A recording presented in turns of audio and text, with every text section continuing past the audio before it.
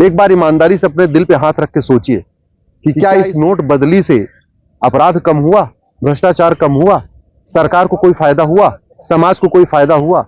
यदि नहीं, इस नोट बदली से किसको फायदा हो रहा है?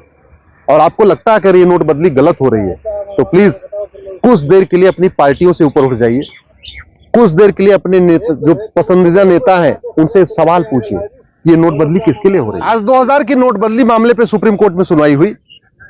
मैंने सुप्रीम कोर्ट से कहा कि ये पूरा का पूरा जो 3.25 लाख करोड़ रुपए है, ये ब्लैक मनी है और ये पैसा अलगाववादियों का है, माओवादियों का है, नक्सलियों का है, जिहादियों का है, कट्टरपंथियों का है, पत्थरबाजों का है।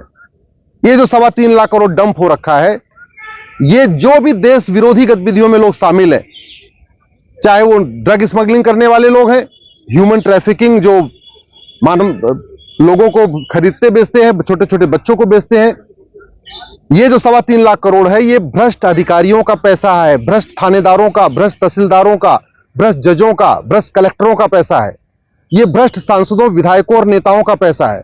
ये जो 3.25 लाख करोड़ डंप हो रखा है, ये घूसखोरों का, जमाखोरों का, मिलावटखोरों का, कालाबाजारियों का पैसा है। ये जो 3.25 लाख करोड़ डंप हो रखा है, जो नकली दवाइयां बनाते हैं, नकली दवाइयां बेचते हैं, ये उनका पैसा है, खनन माफियाओं का पैसा है, गैंगस्टर्स का पैसा है। इसलिए 2000 की नोट केवल खाते में ही जमा होना चाहिए।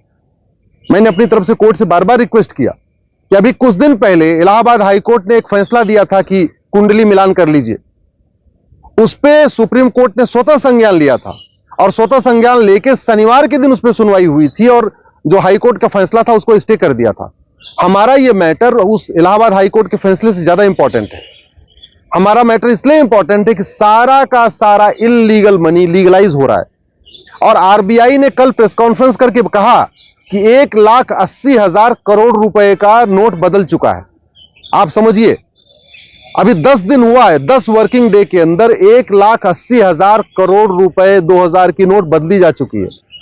जब मीडिया ने पूछा आरबीआई गवर्नर से कि इसमें जो 1,80,000 करोड़ में कितना पैसा खाते में आया है और कितना पैसा ऊपर ऊपर बदला गया है, तो उनके पास कोई डेटा नहीं था, उनके पास जवाब नहीं था।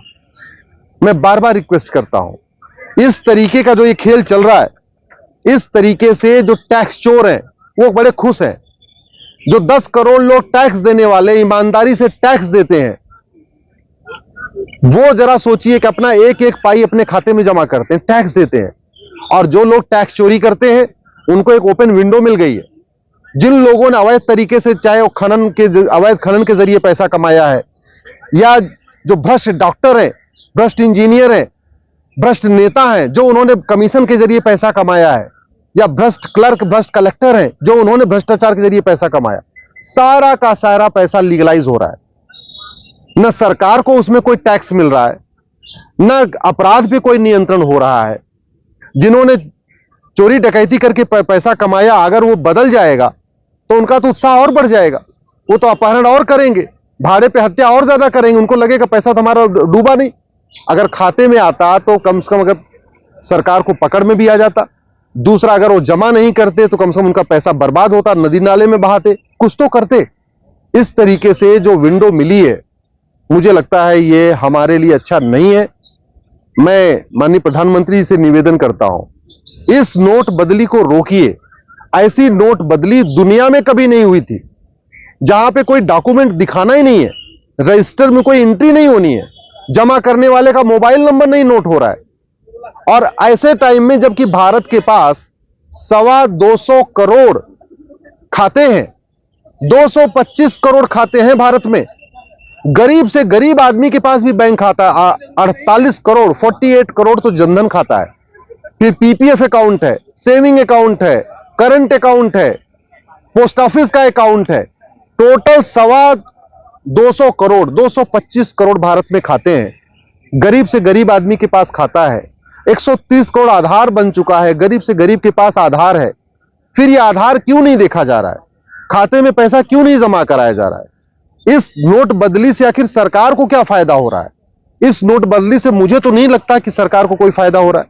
न इस नोट बदली से कालाधन पकड़ में आ रहा है, न इस नोट बदली से जो हवाला के जरिए पूरा पैसा चलता है वो पकड़ में आ रहा है, न इस नोट बदली से भ्रष्टाचारी पकड़े जा रहे। इस नोट बदली से तो वास्तव में इल्लीगल मनी वाइट हो रही है। इस नोटबंदी से सरकार को कोई टैक्स नहीं मिल रहा है। अगर ये सारा पैसा खाते में आता तो लगभग 1 लाख करोड़ रुपए मिलता। 1 लाख करोड़ रुपए सरकार को फायदा हो जाता, लेकिन नहीं हो रहा है। आपको अगर मेरा वीडियो ठीक लगता है, प्लीज अपने सांसद को भेजिए, विधायक को भेजिए, अपने पसंदीदा नेताओं को भेजिए। और ये नोटबंदी ऐसी है जहां पे कोई भी इसका विरोध नहीं कर रहा है। इस नोटबंदी का राहुल गांधी विरोध नहीं कर रहे हैं। आपको याद है पिछली बार तो फटा हुआ जेब दिखा रहे थे। इस नोटबंदी का केजरीवाल भी विरोध नहीं कर रहे। इस नोटबंदी का अखिलेश यादव विरोध नहीं कर रहे। इस नोटबंदी का तेजस्वी यादव भी विरोध नहीं कर रहे। इस नोटबंदी का ममता बनर्जी विरोध नहीं कर रही है। इस नोटबंदी का स्टालिन भी विरोध नहीं कर रहे। इसका मतलब सभी पार्टियों के लोग इससे खुश हैं।